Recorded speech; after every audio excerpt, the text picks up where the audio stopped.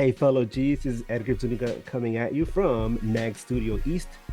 I am joined here today by a good friend of the show, Tyler Pilgrim, founder and co-host of Scarves and Spikes, covering all things Atlanta United. Now, I don't know if you heard already, but LA Galaxy made an acquisition, Miguel Berry.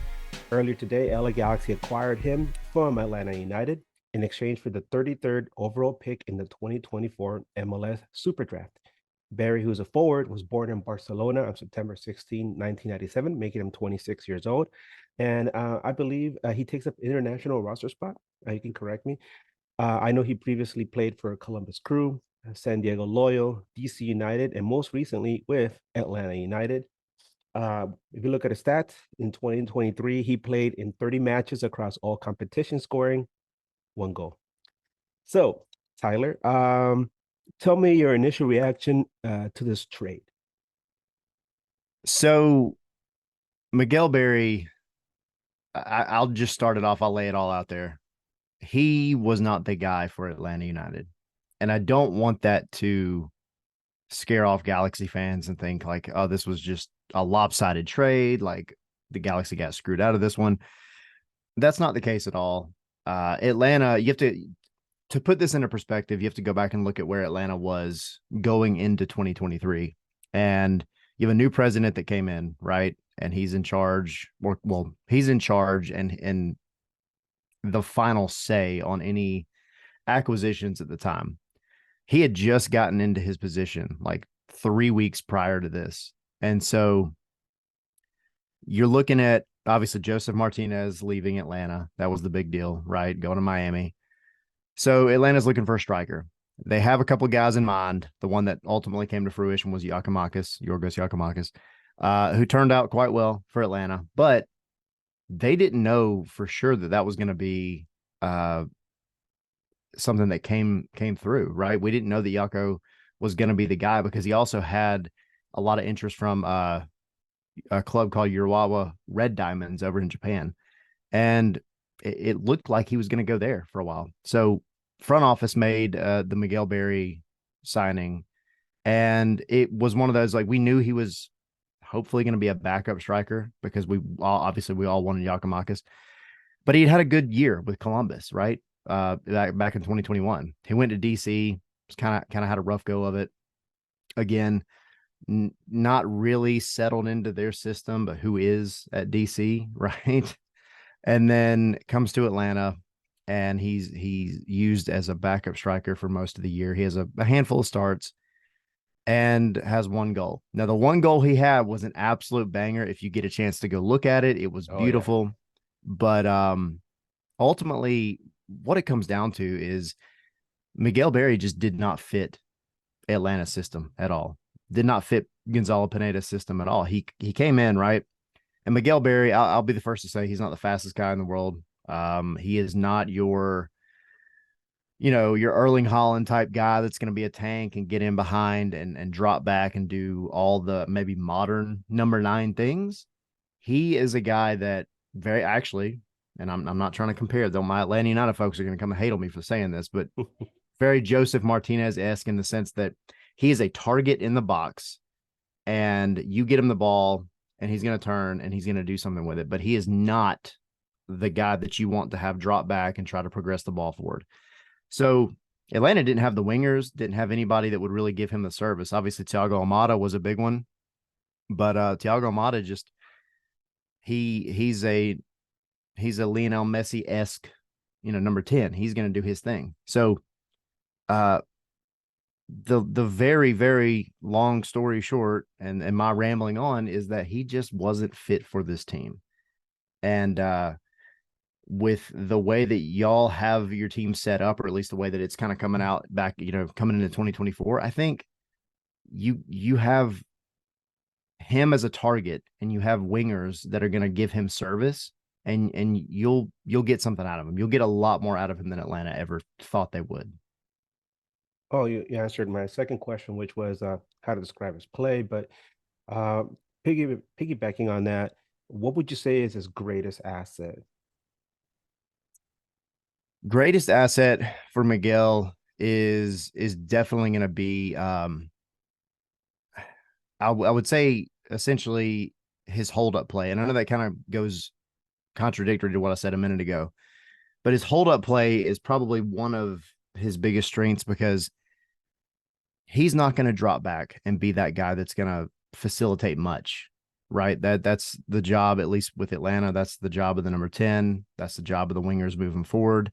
But their ultimate goal here was to get everybody into the box, not have one target in the box.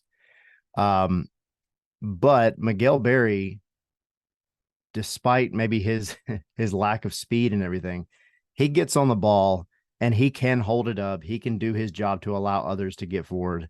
Um, and then play the ball maybe to somebody that is a little bit better. You know, you guys have Puig, who I think will work well with Barry because he, you know, I think there's a lot of guys that look at Ricky and look at Thiago Almada as like A and B, but to me, their style of play is different in the sense that um, Almada for us is more of a playmaker. He's going to look, you know, for the assist. He's going to pick his head up. He's going to put the ball on the dime. While Ricky is the guy that's going to come in and not be afraid to take everything on his own. So when you've got a guy like Miguel Berry at the number 9 spot, who hopefully will draw a lot more attention for y'all and open up the guys that are just behind him, because he's not going to be dropping back, like I said. But if he can open up that space for y'all, and just take the attention away from everybody else. I wouldn't expect huge numbers out of him in terms of goals and assists, but I would expect him to come in and just be a presence in and around the box so that the rest of the guys have space to work with. I know during our earlier conversation, you mentioned that Matt Doyle had something to say about him. Where, what was it exactly? His connection with Barcelona or loose connection, right? Yeah, I got to go back and find that tweet. A few years back, yeah, he had. I think it was when he was with Columbus, and to be fair, he had went on a pretty good tear. I think it was something like 9 goals and 5 assists, if I'm not mistaken. So he comes in, doing his thing, and then yeah, Matt Doyle mentions, oh, you know, this is the next big rising star. I wouldn't be surprised if he goes back to his hometown of Barcelona. And this was not a facetious tweet. This was very much like, man, like he could go somewhere. And then things just kind of fell off for him. And you know that happens. I mean, we've seen it with players all the time. They just got to be in the Yeah, right system to be effective. yeah. I just thought it was an interesting comment because you have Ricky Puig, who came over from La Masia, right, in Barcelona, and then you mentioned, oh, and this guy might end up playing for Right. Barca one day. It's like, hey, maybe we could have like like two ships meeting in, in the night, middle of the night, and just high fiving each other. Hey, it might Hey, work. maybe it'll You never know. bring his form back and get him going in the right Yeah, direction. Never know. you know. Yeah. So what should Galaxy supporters expect from him? And I don't mean that as his on-field play. I'm talking about him as a his fan interaction. Because a lot of the guys that we got, especially towards the end of the season, were guys that were very much fan favorites, like Fagundes and Billy Sharp and Maya Yoshida. So what should fans expect from Barry? Is he like somebody who's like, hey, what's up, guys, or is he more reserved? Um, so Barry is first of all, I gotta say he's like the nicest guy, like super nice guy. And at all of the, you know, like the supporters days where they bring the supporters groups out to like the training ground for Atlanta and things like that. He he's one of the first ones to come up and you know, he'll sign shirts and he'll talk to people. But he is kind of reserved in the sense that like he's not being rude. He's just kind of like a mild mannered, kind of shy guy, right? But that's not to say he won't interact with the fans. He, again, I've seen him at the training ground multiple times. I was there his very first press conference when he first got signed in Atlanta, and I had nothing but good things to say about the way that he talked to people, the way he interacted with people. He smiles all the time. You know, he's just a happy guy. Um, so yeah, I mean, especially if he could go there and show what he's about and get, you know, that liking from the fans, he'll come in and he'll be a guy that I think will respond very well to what the fans give him. Because again, we go back to that one goal that he had for Atlanta. the stadium absolutely erupted when he hit that banger. And Yeah, that was a you know, magic he was shot, man. there his first signing, or his first day after signing, during the first game when Almada against San Jose hit the game winner from a free kick in stoppage time. We talked to him like 2 days after that, and he was like blown away by just the fan reaction from that game winning goal and just how loud it got. And the Galaxy fans are no joke. So he very much feeds off of that. And if you guys can take him and make him feel at home, I think he'll respond really well to it, and he'll be fun to hang around for sure. Um, how do you view this trade from Atlanta's point of view? Would you say Atlanta United is a better from this trade? Yeah, I would. I mean, and again, there's no like easy way to go back and forth with this trade other than saying like Atlanta just was not the place for Miguel Berry. And that's not to say, right, that the Galaxy is a bad place or that he's a bad player. That's just to say that Atlanta United's system was not Miguel Berry. And that's fine. You know, we see it all the time. It happens. Um, Atlanta needed somebody else. And Atlanta, to be fair, has had an absolute curse with backup strikers over the years. Like Joseph Martinez was always in the spotlight, right? And then you get a guy like Yakimakis who is doing great things. But there hasn't been a backup striker in Atlanta United's rather short history that's done much of anything. I mean, and it's not for lack of trying because they brought in guys that had like proven track records at other clubs like Barry and Columbus, and then you know, various guys from USL and other MLS teams and everywhere else. And they just didn't pan out in Atlanta for whatever reason. And so Atlanta needed to kind of switch gears. They did a really good job in the summer transfer window of going out to kind of an untapped market in League Two in France, and they got another backup striker. And he came in and did the things that they wanted Barry to do. But again, this guy was more fit for the system. The front office had time to kind of know what they wanted. So they needed to move on from Barry. And you ask any Atlanta fan, and they would say the same thing. But um, yeah, I mean, and Atlanta is really wanting to push that youth kind of academy going through like the super draft, which is going on now. So it benefited them to be able to get that extra draft pick. You know, it worked out, I think, ultimately better for them. And it gives the Galaxy a guy that, again, can do the job, just wasn't fit for it here. Okay. So changing gears a bit, we've talked about Miguel Berry. Now tell us, do you expect Miles Robinson to return to Atlanta United for the upcoming season, or has this ship sailed? I would say that ship, um, the bridge connecting the dock and the ship itself is about to fall into the water. You know, he's up there in Cincinnati and they're putting up the sign across TQL Stadium. I mean, we've known for a long time that Miles was likely on his way out. He has interest from clubs in Germany. We had Taylor Twellman on the show talking about that back in the summer. He's had interest from the Eredivisie, from PSV. Um, it was expected, you know, and the whole thing with his Achilles just absolutely set him back a while because if it weren't for that, he would have went to the World Cup and he would be gone already. And so we've kind of felt like he's been a little bit checked out, and rightfully so. You know, you're good enough to go to somewhere that is a change of environment or is a bigger league or whatever. And that's fair. You know, he's been here for 4 years, five years really. Um, so yeah, he's gone. I would be shocked, absolutely shocked if somehow, some way he came back. But what it comes down to is Atlanta's not going to give him a DP contract. They've been saying, and I've been there at the press conferences where they've been saying that they've given him the max possible offer that they can give him without being a DP. So he'll go somewhere, he'll make good money, and he'll do well, and he'll continue to play with the national team. And Atlanta needs a reset in the defense anyway.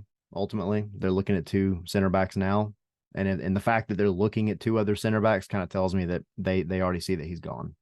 I have a really good one for you. Actually, a couple here in LA, Chris Mavinga and Eric Zavaleta. So if you guys want him, Eric Trying to pawn him Zavaleta off. comes with Eric Zavaleta will bring some frozen pupusas that he can eat with a fork. You know, for to the delight of all Salvadoran fans in Atlanta. I'm sure that's going to be so loved here in Atlanta.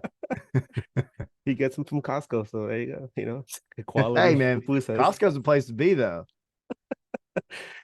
Oh man. So Galaxy fans, with the mixed bags to how our season was. A lot of people were mostly upset, right? But we out here in Galaxy Land, a lot of people really are, don't pay attention to what's going on across the league, especially on the East Coast. So could you please tell us how you felt about your 2023 season, and were you satisfied with the season overall, not just how it ended, but just the season overall? Yeah, I think we Atlanta went into the playoffs against the one team that we all said we didn't want to play, which was Columbus, who ultimately won it, right? And that's just the Atlanta thing, right? Not just Atlanta United, but the freaking Braves. I don't even want to talk about the Falcons, but whatever. The Hawks, like Atlanta just has this habit of going into the playoffs and then getting knocked out immediately by the team that is going to go and win it. It happened in 2021 when with New York City. So coming off 2022, because 2022 was like the year that everybody's busting out like sage to burn, and we're doing like rain dances and all kinds of crazy stuff because like we had Achilles getting popped, we had Yeah, ACLs getting popped, like it was wild. And yeah. so, that was a throwaway year. And unfortunately, a lot of fans look at it and they think, oh, well, we're still going to blame the coaching staff and everything else. But like, there's only so much you can do when you have those kind of injuries, right? 2023 comes along. It's up and down for sure. It was an emotional roller coaster, but you ultimately made the playoffs, which was good. Um, and I really do think had Atlanta played anybody else but Columbus in the first round, they probably would have made it a little further. I'm not saying that they would have gone and won the cup or even the Eastern Conference, but I do feel like they would have had a much better fight. You saw what happened in the second game against Columbus. I mean, they came to Atlanta and got beat 4-2. So, it's it it's a tough question because for me and being the spoiled Atlanta fan from 2018, right? Success to me is you got to make it to Champions League or Champions Cup, whatever. Like that, that's minimum, I think. There's so many trophies out there now, but get that Champions Cup spot and go give yourself a shot to go and do something really big.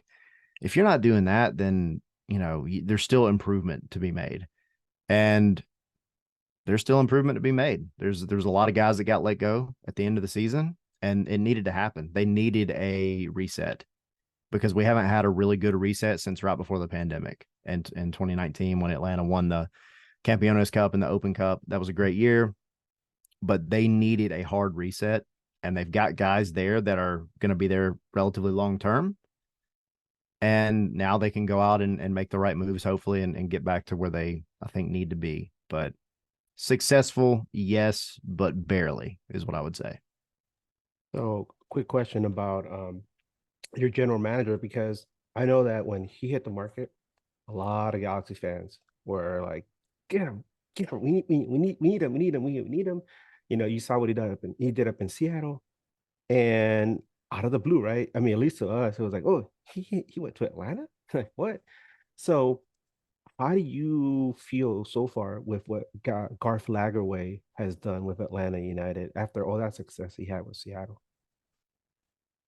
He's been the one really bright spot coming into 2023, and then it was kind of a shot in the dark, I think, for a lot of Atlanta fans because they knew what he did at Seattle and they knew what he could potentially do. And it's not just Seattle. I mean, he's been at a couple of teams, most known for Seattle though. And there's only a handful of teams that you could consider a dynasty in MLS, and Seattle's one of them. I think Galaxy is another one because you guys have been around and you have so many championships and everything. But there's not many, right? and Lagerwey was there for most of what happened with Seattle. So the rumor kind of popped off, right? So Darren Eales, the previous uh, president, was here, and he's the one that built the club from the ground up, going back to 2014 before they started playing. And he was on his way out. He goes to Newcastle, right? Well, one of his last games right before he left in Atlanta was it was his birthday. And lo and behold, it was against Seattle, and Garth Lagerwey was there, and they were up in the suite together. And this is right after the news came out, right? That Darren Eales was going to be leaving. So everybody's taking this and like, oh, that means Garth is coming because they're friends, and he invited him here for the game and his birthday, and he's staying for a couple of days for some reason. Why is he staying for a couple of days? So you know how Twitter is. And then it was like radio silence for like 3 months after that, and then the season ended, and then they announced that Lagerwey is going to be the guy. But he didn't have time. He didn't have a lot of time to get everything kind of prepared for 2023. He stepped in, and some of these changes were already in place by the time he got to his freaking office for the first time, right? So, but he brought in Yakimakis. He had an amazing summer transfer window, brought in 4 guys. All 4 of them completely changed this team for the better. So he's always been the guy that has advertised himself as being a summer transfer window guy, and he showed it in this one. And so I think that gave a lot of the fans even more trust, because he didn't just, talk the talk. He actually walked it. And now there's a lot of excitement for this window, because they're already making moves. They're already doing things. And we know that Garth wants to build for the long term, and he's got a guy in if there's ever a divisive person in the Atlanta United community, it's Carlos Bocanegra. He's a technical director. Oh yeah, Former men's national team player. good old Bakes. Yeah, but he'll get a lot of hate, but I'll be the first one to say him and Garth Lagerwey make a phenomenal team so far, because Carlos will go out there and he'll go to Scotland to talk to Yorgos Yakimakis. He'll go to Argentina to talk to Thiago Almada. He'll go and do the dirty work himself, while Garth Lagerwey is the one here setting out the long-term strategy. So lots of excitement. And now that you've had this past summer transfer window, I think the fans have really they knew it was good, but now they've seen it be good. And so now they're really excited about it. Yeah, it's interesting that you mentioned all those injuries you guys had in 2022. And you had Garth Lagerwey come in and trying to rebuild, restructure everything. We're kind of going to the same thing over here, but because it is LA and because Galaxy fans are very dramatic, everybody is just everybody wants the team to be good right away. And I tell people all the time, it's good things take time to build, right? So we have Will Kuntz as general manager, officially as general manager, and there's a lot of wheels turning. Some of the decisions haven't been fan favorites, like Billy Sharp, for example. That whole mess that was pretty bad. A lot of Galaxy fans are still upset about that, but I'm sure come February, if things go the right way for our club, we're gonna have a pretty competitive team. It sucks that like you said, you had so many injuries in 2022. We had 7 of our 11 starters go down with injuries. Throughout the season. Yep. That's insane, That was a wild right? year, man. Yeah. Wow. So it's we're looking forward to some better things in 2024. Wow, 2024. I know. So It's well, crazy. 2024. like me personally, I'm looking forward to being in Atlanta, for a U.S. soccer game, maybe even flying out. I don't know if it's our turn, but flying out to Atlanta for a Galaxy match, who knows?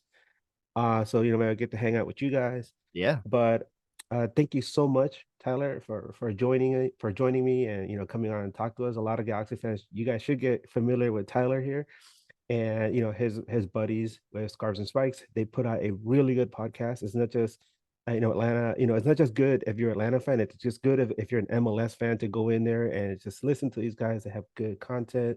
A lot of times they have really interesting guests, and I'm a better MLS fan for just jumping on and listening to these guys. So Thank you so much, Tyler. I appreciate your time. Yeah, we absolutely appreciate it. Thank you so much for the kind words, and we're trying to send them your way, man. This East Coast West Coast thing, we don't get to see each other enough, so hopefully it'll happen Yeah, more often. If y'all come out this year, bring the fans, and we'll show them a good time. thank you. So tell anybody who's interested where they can find you on socials. So I am some name's Tyler Pilgrim on all pretty much all the socials, Instagram, Twitter /X, whatever we're calling it nowadays. It's at ATL Pilgrim. And then our show is on Twitter. It's at Scarves, the letter N, Spikes, and everywhere else is Scarves and Spikes. Okay. And for any Atlanta fans that are listening to us, you can always listen to us as well. My name is Edgar Zuniga. I'm one of the co-hosts of News Across the Galaxy. You can find me on Twitter as Edgar Nags. That's Edgar Nags. And you can find our show News Across the Galaxy on Twitter, Instagram, and we do it on YouTube as well. We usually stream live on Sundays. It's the off season, so here and there. But thanks to anybody who's tuning in. We look forward to having more content for you as the off season continues. Once again, thanks a lot, Tyler. And hey, man, keep on nagging. And whatever you guys say in Atlanta, keep on scarving, keep on spiking, keep on pounding the Oh man, spikes I here. don't know if we want to go that route, but I could throw that into a couple episodes at some point. There I you gotta come go. up with a good catchphrase like that. I like it. Yeah, thanks. All right, man. Thank you very much. And we'll catch you guys next time. Thank you. And...